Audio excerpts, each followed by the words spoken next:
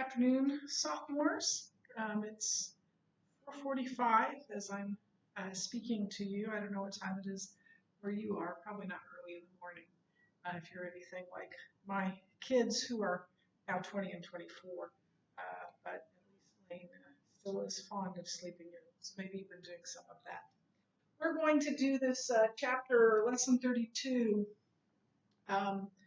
Lecture, and as I mentioned to you in the Zoom, this isn't required. If you're watching this and you realize it's not required and you want to turn it off, you can do that. I'll never know. But you will get extra credit, increasingly more extra credit for each one of these that you watch. So if you watch one of them, have one of your parents email me and say that you watched one. If you watch 2 or 3 or 4, have them tell me how many you watched, and you'll get more extra credit the more you watch.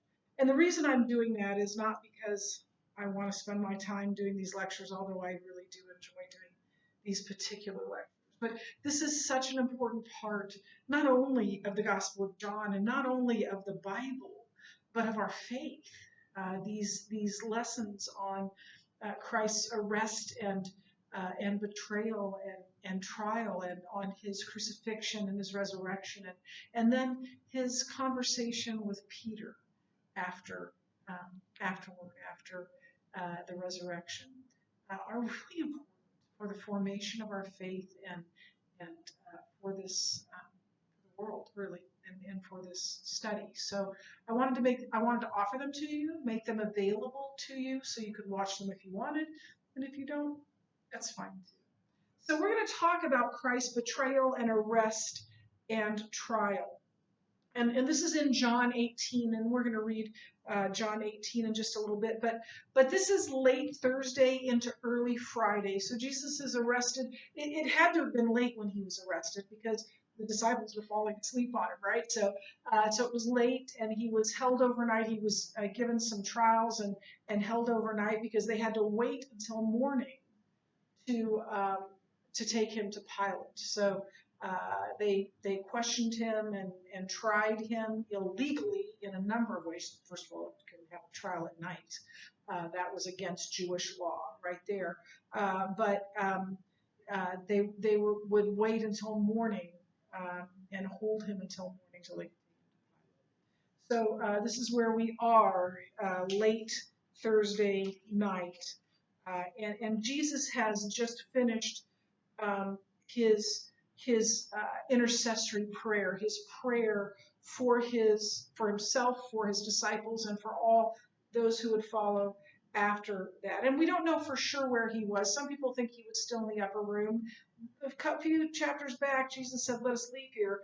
And so some scholars believe they left. Other scholars think that Jesus said, "Let us leave here," but they didn't actually leave. Now, that may sound weird, but how many times have you been sitting around talking with friends, or you've been over at your friends of your parents, and somebody says, "Well, we should go," and then somebody brings up another topic, and you end up staying another hour, right, or even longer. So some scholars think that happened. We don't know for sure where that prayer took place. The curriculum thinks it was in the temple. It may have been, but we don't know for sure. We do know that at some point they left the upper room, and at some point they came to the Garden of Gethsemane, because the last known location of Christ in John is the upper room where the Last Supper took place, and the arrest took place in the Garden of Gethsemane on the Mount of Olives. So at some point, the disciples followed Jesus from that upper room to the Garden of Gethsemane. And they may have stopped at the temple. Oh, I'm going to start by reading John 18, and then we'll hop back in here. Sorry about that. Forgot about that part. When Jesus had spoken these words, he went out with his disciples across the brook Kidron, where there was a garden which he and his disciples entered. Now, Judas, who betrayed him, also knew the place, for Jesus often met there with his disciples. So Judas, having gotten together, having acquired a band of soldiers and some officers from the chief priests and the Pharisees, went there with lanterns and torches and weapons. Then Jesus, knowing all that would happen to him, came forward and said to them, "Whom do you seek?" They answered him, "Jesus of Nazareth." Jesus said to them, "I am he. I am he, Yahweh." Judas, who betrayed him, was standing with them. When Jesus said to them, "I am he," they drew back and fell on the ground. They all got knocked over. They fell over backwards, is what it's saying when he said that, just by the force of his words. And so he asked them again, "Whom do you seek?"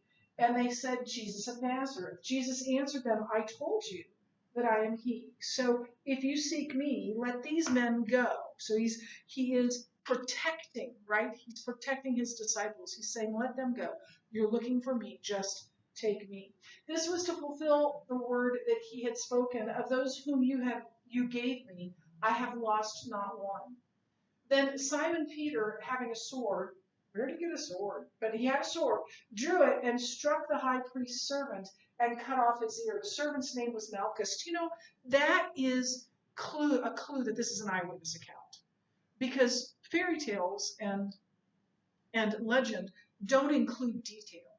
And certainly if you're trying to pawn off a lie, if you're saying it's a true story but it isn't really, you don't give details.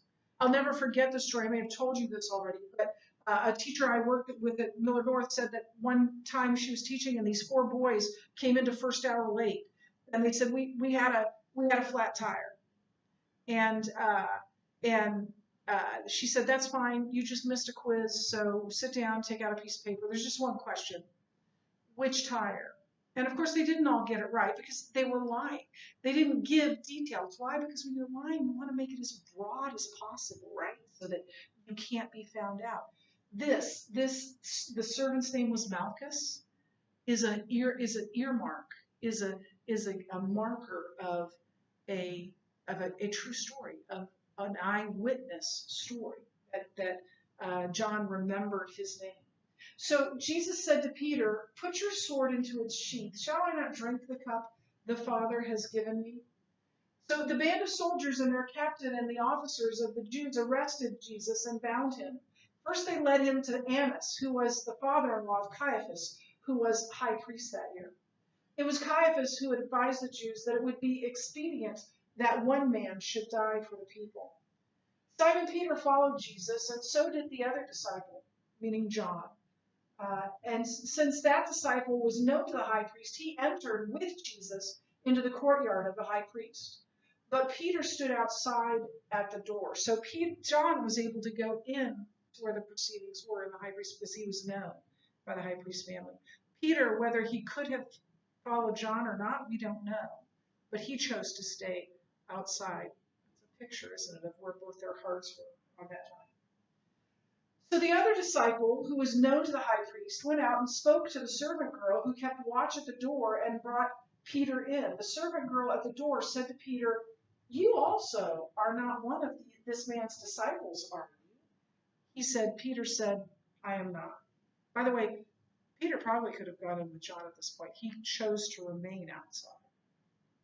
Now, the servants and officers had made a charcoal fire because it was cold, and they were standing and warming themselves. Peter also was with them, standing and warming himself. The high priest then questioned, so now we're going back to Jesus. The high priest then questioned Jesus about his disciples and his teaching.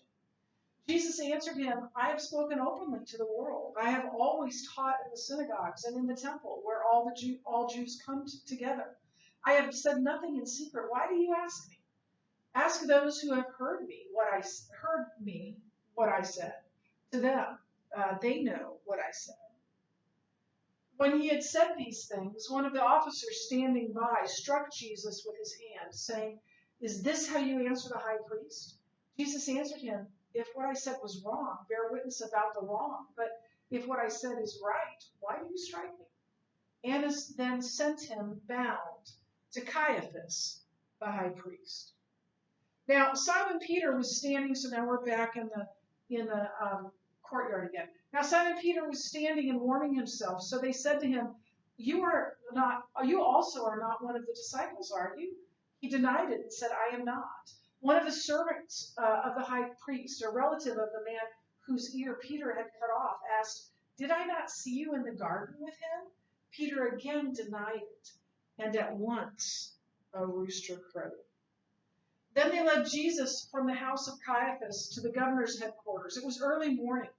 They themselves did not enter the governor's headquarters, so they would not be defiled, but could eat the Passover. Okay, this is a great irony, right? So they are trying to murder an innocent man, but they don't want to go into Pilate's house because they would be defiled by doing that, and they wouldn't be able to celebrate the Passover. They didn't see being accusing an innocent man as something that would cause them to be defiled. That says a lot. So Pilate went outside to them and said, "What accusation do you bring against this man?"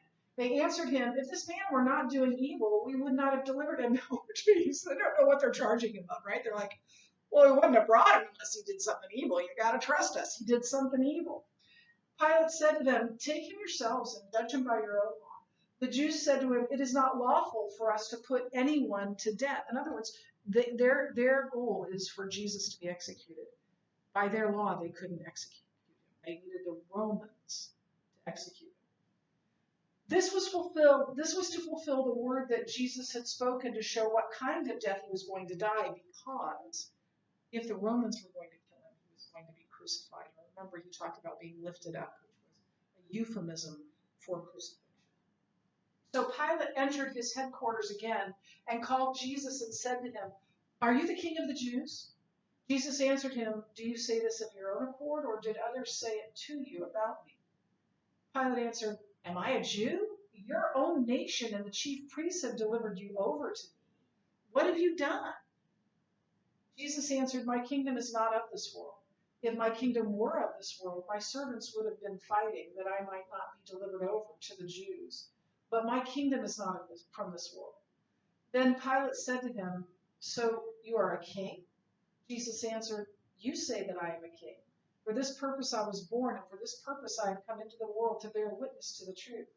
Everyone who is of the truth listens to my voice." Pilate said to him, "What is truth?" After this, he didn't stick around to hear an answer. After he had said this, he went back outside to the Jews and told them, "I find no guilt in him." In other words, he's saying he's innocent for the first time. "But you have a custom that I should release one man for you at the Passover. So do you want me to release to you the King of the Jews?"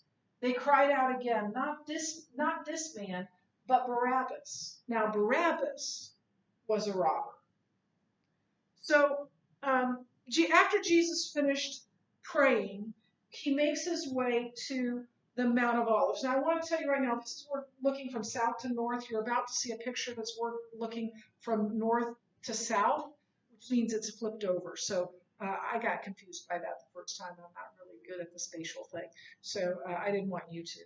So they followed their master there. They followed him down the hill where the Temple Mount was, and up the hill of the Mount of Olives.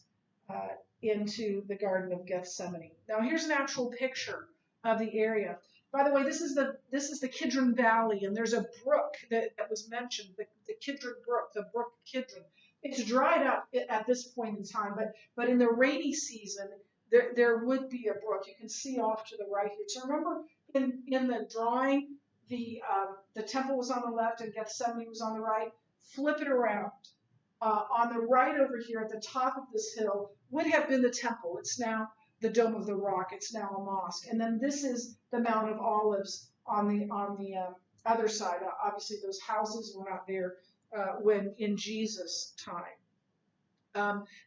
So this is Mount Moriah over here where the temple was, and then this is the Mount of Olives where the Garden of Gethsemane was. And the Garden of Gethsemane was a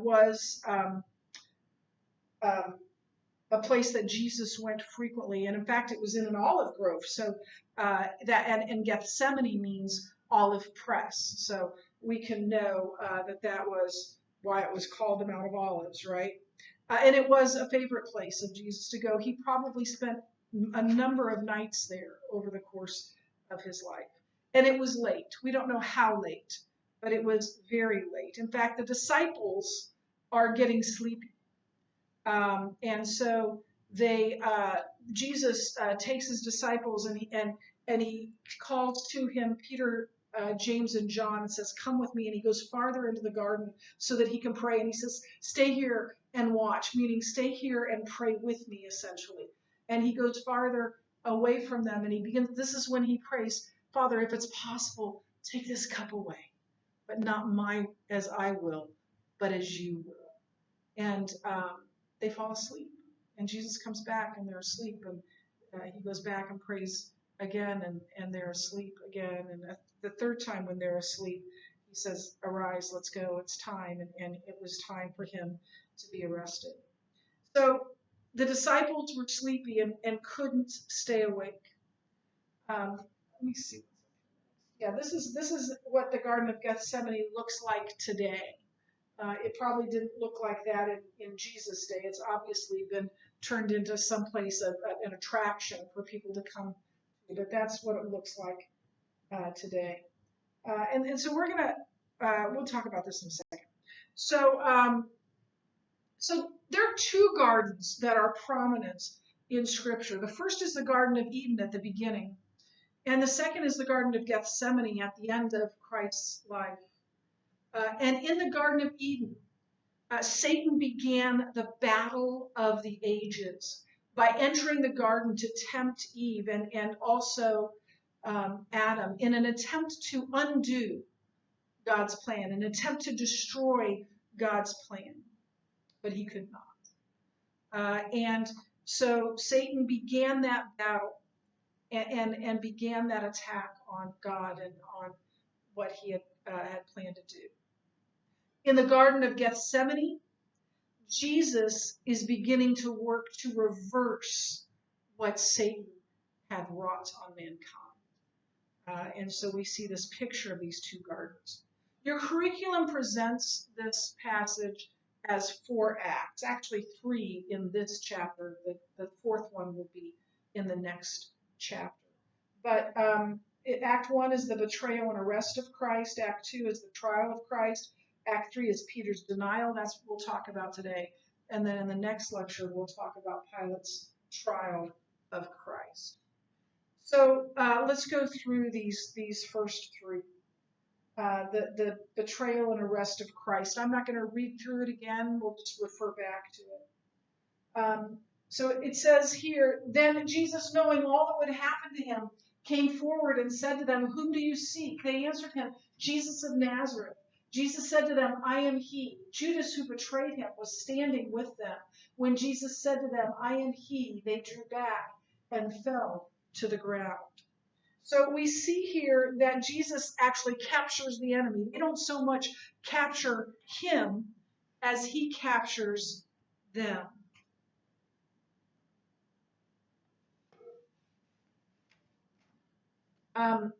His prayer had just ended when this happened, and Judas arrives and greets Jesus with a kiss. He says, "Master, Master," and kisses him so that they would know who he is. I don't know if Judas felt guilty even then. He did later. He threw the money back and ended up committing suicide. But the Greek word that John used for this group of people that came meant a Roman cohort, which could range anywhere from 200 to 1,000 men. It was a large group of soldiers. And they sent a huge band of soldiers to get Jesus. They were going to make sure he didn't get away this time. Of course, he didn't even want to get away. He wasn't trying to get away. He could have, and you see in this narrative a number of places. When they fell down, he could have said, "Run for it, boys," or just disappeared or whatever, as he had before, made them not be able to see him or recognize him. He didn't want to get away. And along with those soldiers were Levitical policemen that were the police that were in the temple, and probably members of the Sanhedrin as well. They were armed with swords, with weapons, and they carried lanterns and torches. And Judas was leading them. I imagine that Jesus was anguished when he said, "Judas, are you betraying the Son of Man with a kiss?" So Jesus captures the enemy. This scene raises the idea of, or the question of who captured whom. The soldiers came to conquer and arrest Jesus, but they were the ones that fell over backwards, right? They were the ones that were vanquished. So just with those words, they fell to the ground. Who's really in charge here? Jesus knows exactly what he's doing. He's not trying to get away. I'm sure they looked ridiculous when they all fell over. It's like some sort of madcap comedy movie. And then he instructed them to release his disciples. If you want me, take me. Don't harm my disciples. He's protecting. So he surrendered himself voluntarily. He knew this would happen. He had said, "Nobody takes my life from me. I voluntarily lay it down." And then he says, and I have the power to lay my life down, and I have the power to take it back again.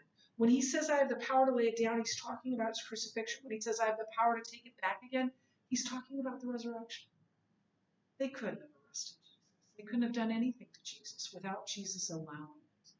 Because he knew that this plot, this as wicked as it was God's plan for mankind, to reverse what Satan had wrought on mankind. And it was an evil plan, but God is still 100% in control. No matter what swirls around us, no matter what situation we find ourselves in, we can find comfort in knowing that God is in control. So Jesus protects his disciples. That was his first concern. He says, "Let these go. Let these disciples of mine go." He didn't defend himself, though. He refused to defend himself. Why? Because he didn't want to. He knew what was to happen. He knew that he needed to be convicted and sentenced to die. And then we read about Peter's attempt to cut off it wasn't his attempt to cut off the ear. He was trying to kill the servant. He just didn't have very good aim. And he instead of killing him, he lops off the ear.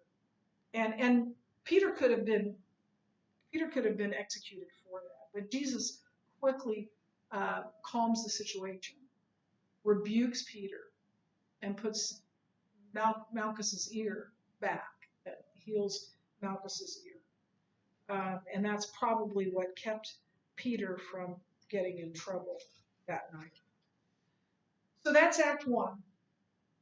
And then it says, I'm sorry, I read this already, but I'll read it again. Then Simon Peter, having a sword, drew it and struck the high priest's the high priest's servant, and cut off his right ear. Again, cut off his right ear. His name was Malchus. Earmarks of a memory of an eyewitness. So Jesus said to Peter, "Put your sword in its sheath. Shall I not drink the cup the Father has given me?" I've got to do this, Peter. This is what God has called me to do. So Jesus captures the enemy, and Jesus protects his disciples. So Act 2 is this trial before Annas and Caiaphas and the Sanhedrin. So first we'll talk about Annas a little bit. Annas, by the way, Jesus was tried basically 3 different times, from late at night till dawn. And the first was at the house of Annas. And so they take him bound to the house of Annas. And there's some pictures here. These are steps. It says steps to Annas' house. These are steps that come down from the brook of Kidron up to the part of Jerusalem very near where Annas' house would have been. And this may be Annas', I don't think those tables are period pieces, but This may have been where Annas' house was. We don't know for sure, but it's possible. At this point, Annas was an old man, and he had been high priest 20 years earlier. And the current high priest was Caiaphas, his son-in-law, which the scripture tells us. But he was very influential. In fact, he was a very powerful man. He was probably more powerful than Caiaphas. He was maybe even the de facto high priest. His son-in-law was the high priest, but Annas was the virtual head of religious affairs in Jerusalem at this time. He held the real purse strings, the real power in Jerusalem, even though he held no official position. So this is what it's going to tell you. He was the head of all religious affairs in Jerusalem. The head of all religious, that's what goes in your blank, affairs in Jerusalem. But he had no official position. He was a former high priest. But Caiaphas was the one that was actually in charge. So he was very rich and very wealthy, and he had reason to not like Jesus for a number of reasons. This is not biblical. This is extra biblical information, but there are sources that say that he became rich by selling merchandise in the temple, which was the very thing that Jesus so vehemently opposed. We can't know that for sure, but it's possible that part of his hatred toward Jesus had to do with lost business, that Jesus came in and cleared the temple and made it impossible for him to sell things there. We don't know that for sure, but it's a possibility. So the stop at Annas' house gave the Sanhedrin time to gather together. And so they go from Annas' house to Caiaphas' house, and the Sanhedrin gives him also a trial. So Caiaphas' house was maybe there. I'm not totally sure, but that's one of the places where they think they've unearthed that. And it says this: the high priest then questioned Jesus about his disciples and his teaching. Jesus answered him, I have spoken openly to the world. I have always taught in the synagogues and in the temple, where all Jews come together. I have said nothing in secret. Why do you ask me? Ask those who have heard me what I said to them. They know what I said. So, we're going to stay here for a while. So they are at Caiaphas' house, and there are a number of problems here. Sorry, me is giving me some bits here. So it's usually my good name, my recognition, my good name, but not today. Now here's the catch. I told you this already. It's night. You can't try a person at night under Jewish law. You couldn't have a trial for a person under Jewish law at night. And all of this took place. All of the Jewish proceedings took place at night. That made it illegal.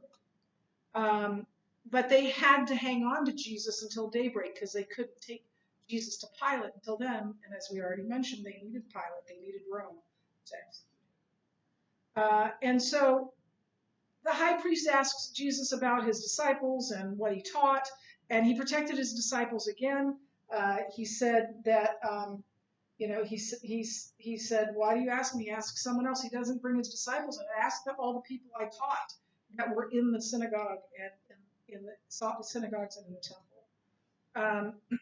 And because he didn't answer the question, the jailer or one of the guards standing beside him popped him in the mouth, right? And said, is this how you answer the high priest? And Jesus didn't lose his temper, but he said, what I'm saying is true, why did you hit me? And what he was saying was very true. So Caiaphas, if this is, I'm not supposed to do that yet. You keep seeing the jail under Caiaphas' house, but I'm going to go back again. So they also brought in false witnesses, also illegal. It's still, obviously it is. To bring in someone to lie under oath was illegal in Jewish law. It's illegal in any law. So obviously lying in court is illegal. They also had been bribed to do that. Look, you need to come in and here's a story you need to tell. Yeah, it's not true, but just tell it and we'll pay you. Bribing someone was illegal. They lied under oath, and the Jewish leaders paid them to do that. And so here's what they testified. They testified that Jesus said, I will destroy this temple that is made with hands, and within 3 days I will build another without hands. Now, did Jesus say that? No. He said something very like it, though, didn't he? He said, destroy this temple. Now, think back to 8th grade English, right? Destroy this temple is a sentence. But where's the subject? It's an implied you. You destroy this temple, and I'll raise it up in 3 days. He wasn't talking about the temple. And we're told that in Scripture. He was talking about his own life, his own body. You destroy me, kill me, and I'll be back in 3 days. I'll be raised in 3 days. That's what he said. So they put false words in Jesus' mouth, words he did not say, and they twisted words that he did say, so that they didn't mean what he meant when he said them. And so they try to get Jesus to talk, and they demand for Jesus to talk, and he's staying silent, which is a fulfillment of Scripture. And it infuriates them. And so finally they just say, tell us once and for all, are you the Messiah?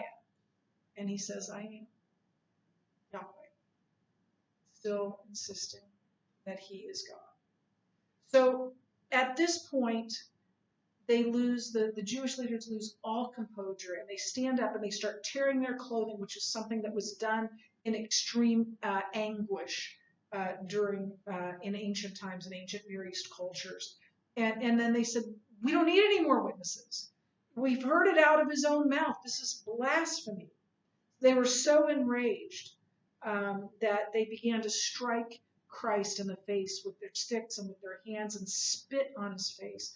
And then they covered his head and said, and would hit him and say, prophesy, Christ, who struck you? And they treated him with such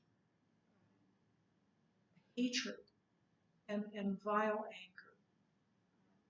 His suffering did not begin on the cross. Imagine this. This was not done to some foreigner, some ignorant person. Or this wasn't done by some foreigner or some ignorant people. These were the leaders of Jerusalem. These were the most wealthy and important and supposedly dignified members of society. And they're treating this innocent man in a depraved way. So they had to wait until morning to take him to Pilate. So Jesus stayed at Caiaphas' house. Now, the house that has been unearthed that they believe might have been Caiaphas' house does have a jail underneath it. And it has a pit. This is the jail. It has a pit that you can see. You're looking up from the bottom of the pit. And the prisoner would have been let down by ropes with his arms and brought back up that way as well. And Jesus may have spent the rest of the night in this pit. At the bottom of the pit was filth and dirt and excrement and all kinds of things that would have just been horrific. And he was all alone in pitch black darkness, awaiting what he knew would be an excruciating death. I can't imagine that. Can't even begin to imagine that. And he endured it out of love for him. So we have Caiaphas and the Sanhedrin, and now we have Act 3, Peter's denial. I don't know why they put this silly picture. I really have trouble looking at this, and you're probably laughing right about now. I mean, I know why they put it in there because of the cock crowing and all that, but this is just, I don't like looking at you. So we're just going to move right on, and we'll talk about this in a little bit, but we'll talk about uh, the whole thing here.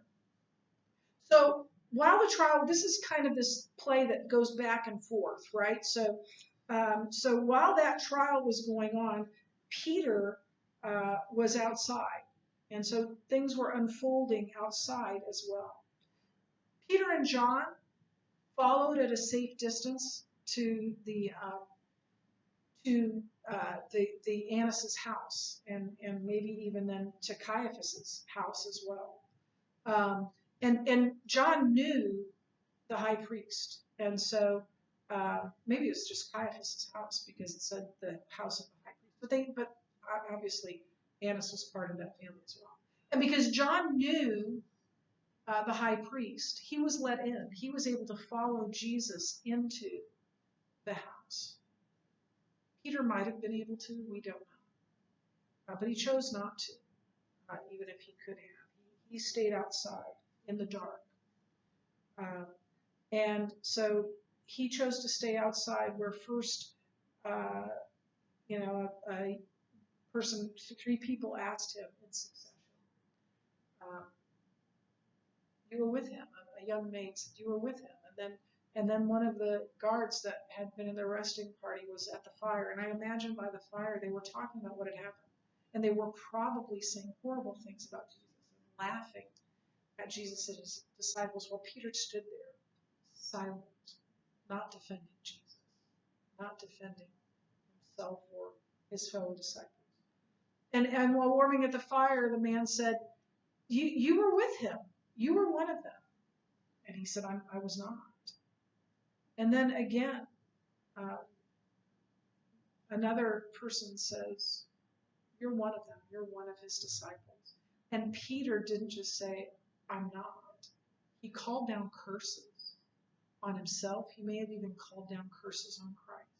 He basically cussed them out and said, I'm not. And at that time, at that very moment, a rooster crowed, and Jesus was being led to Pilate's house, and their eyes met. I can't imagine what that moment was like.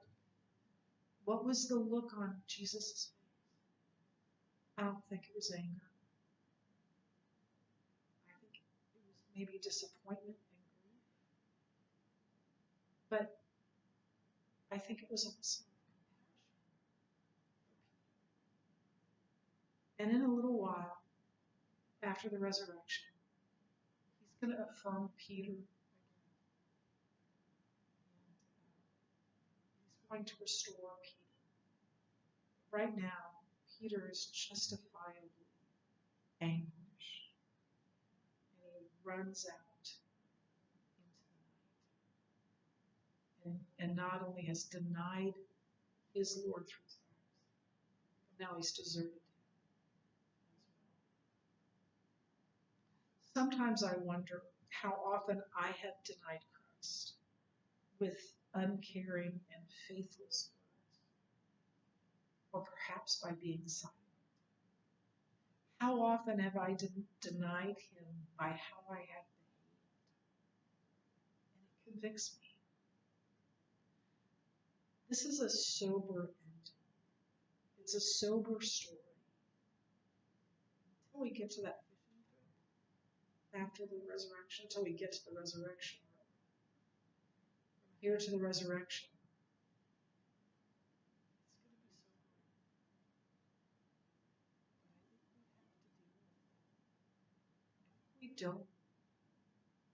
I think we don't get an appreciation of what Jesus has done for us until we're willing to enter into the